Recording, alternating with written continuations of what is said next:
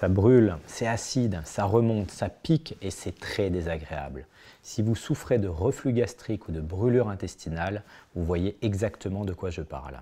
Et dans cette vidéo, je vais vous expliquer comment les soigner durablement.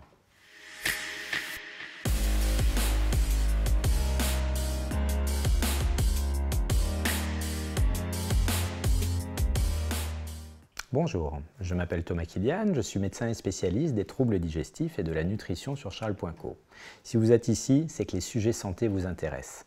Vous êtes au bon endroit. Sur la chaîne YouTube de Charles.co, on parle d'alimentation, de sexualité, de sommeil et de nombreux autres sujets santé. N'oubliez pas de vous abonner pour ne rien louper, à liker et commenter les vidéos. Nous nous ferons un plaisir de vous répondre. Rendez-vous aussi sur notre compte Instagram, @charles.co. Alors par où on commence pour éteindre le feu qu'on a dans le ventre?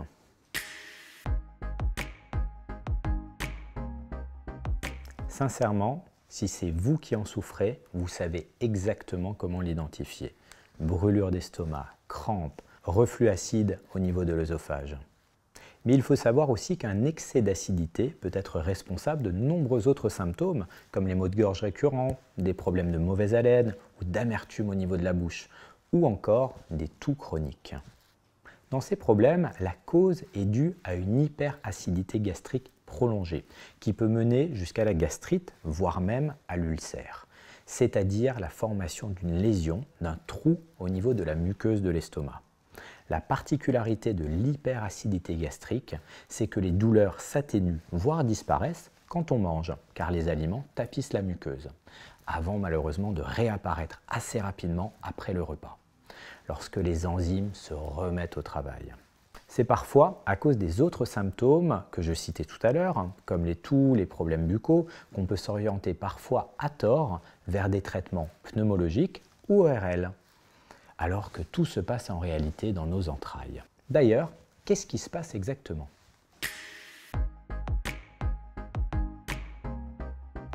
Si vous suivez nos vidéos, vous avez peut-être déjà vu que la première étape de la digestion se passe dans la bouche avec la mastication des aliments et les enzymes de la salive. Le chemin se poursuit ensuite dans l'estomac, qui se fait grâce à des enzymes qui, grâce à l'acidité, vont dissoudre doucement les aliments. La nature est bien faite, car l'estomac est constitué d'une muqueuse spéciale qui lui permet de supporter l'acidité. Seulement, parfois, chez certaines personnes, ou dans certaines circonstances, l'acide est hyper sécrété et donne des sensations de brûlure d'estomac. Cela peut aussi remonter dans l'œsophage, le fameux reflux gastro-œsophagien, qui est responsable des remontées acides. Cela arrive d'autant plus violemment lorsque le sphincter dysfonctionne. C'est un petit muscle situé à la jonction entre l'estomac et l'œsophage qui doit normalement s'ouvrir pour laisser passer la nourriture avant de se refermer pour justement empêcher que le contenu de l'estomac ne remonte. Parfois, lorsque le phénomène se produit régulièrement, tout l'œsophage peut être irrité. On appelle alors cela une œsophagite, mais cela peut finir par toucher aussi la gorge, la trachée et même la bouche. L'hyperacidité gastrique et le reflux gastro-œsophagien sont donc deux choses différentes, mais qui ont, vous allez le voir, des points communs.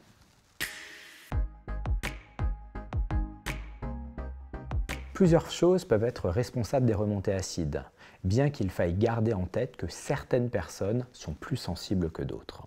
Ce n'est pas juste, mais c'est comme ça. Et si vous en faites partie, vous êtes au bon endroit parce qu'ici, on vous donne des solutions.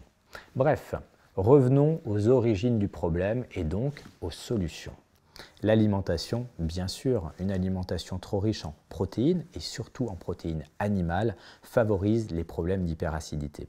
Au même titre, logique que certains aliments trop acides comme chocolat, café, produits laitiers, fromage, surtout fermenté, l'orange, le vinaigre, les tomates, les épices, la moutarde, les aliments très salés comme les charcuteries, mais aussi les poissons très salés et encore la sauce soja.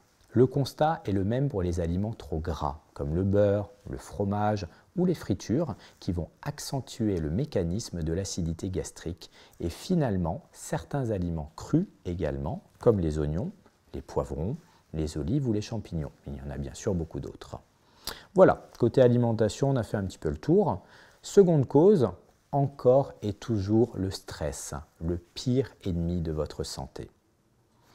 Troisième cause, la prise de certains médicaments. On citera principalement les anti-inflammatoires ou certains antihypertenseurs. Quatrième cause fréquente, la consommation de certains toxiques, principalement l'alcool, mais aussi le tabac. Ensuite, dans les autres causes, on retrouve le surpoids, qui fait que mécaniquement, la surcharge de graisse située au niveau de l'abdomen va exercer une pression sur l'estomac et de ce fait perturber son bon fonctionnement. Mais surtout, cette pression va avoir un effet sur le sphincter et donc favoriser les fameux reflux acides. Certaines postures vont également favoriser les remontées acides, notamment lorsqu'on se penche en avant pour manger et donc qu'on crée une pression ou que l'on s'allonge peu de temps après les repas et donc on favorise le reflux.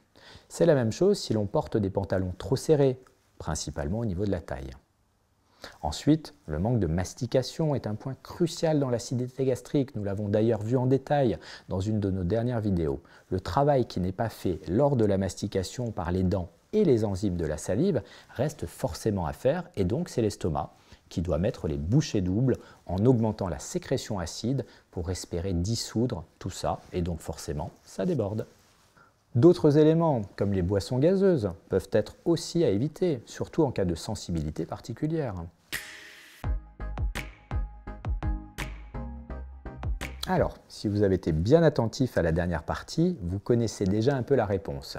Il suffit de prendre les causes et de leur trouver des solutions. Et cela inclut réduire ou éviter certains aliments, prendre le temps de bien mastiquer, trouver des solutions pour éviter ou soigner un surpoids, modifier son alimentation et pratiquer une activité physique régulière.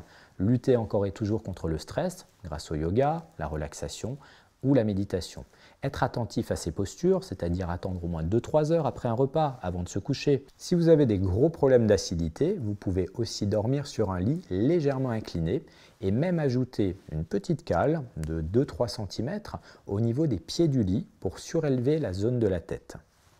Réduire les volumes de liquide au moment du dîner et se référer à un spécialiste pour trouver des phytothérapies adaptées, comme par exemple la citrate de gentiane ou des infusions à base de plantes permettant de réduire l'acidité. D'ailleurs, j'ai un petit conseil facile. Le thé vert est une excellente solution naturelle que vous pouvez intégrer à votre quotidien dès aujourd'hui. Enfin, le dernier recours reste le médicament antiacide. Mais dans l'idéal en évitant sa prise au long cours, en dehors bien sûr de certaines maladies particulières où ils sont indispensables. Car comme nous l'avons dit de nombreuses fois, ces médicaments finissent par altérer votre microbiote, votre digestion et la qualité de votre paroi intestinale. Je pense que ça vaut le coup de faire un point sur ce fameux traitement.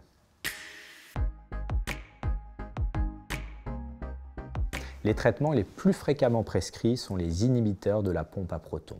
Oui, on dirait le nom d'une arme tout droit sortie d'un jeu vidéo, mais dans la vraie vie, on appelle ça plutôt le Mopral, l'Inexium, le Pariette, après il y en a beaucoup d'autres. Ces médicaments permettent de bloquer la sécrétion acide au niveau de l'estomac. Cependant, comme je le disais à l'instant, ces médicaments ne doivent pas être pris à la légère. Ils semblent magiques car ils soulagent très rapidement. Mais ils ne doivent être pris au long cours que lorsque l'acidité est liée à une pathologie particulière identifiée, et ce, à cause de leurs effets secondaires, s'ils sont pris tous les jours, et notamment la perturbation des mécanismes de la digestion et de la qualité de la paroi intestinale. L'autre famille de traitements chimiques fréquemment utilisés sont des gels comme le Gaviscon ou le Malox, qui vont servir à tapisser l'œsophage.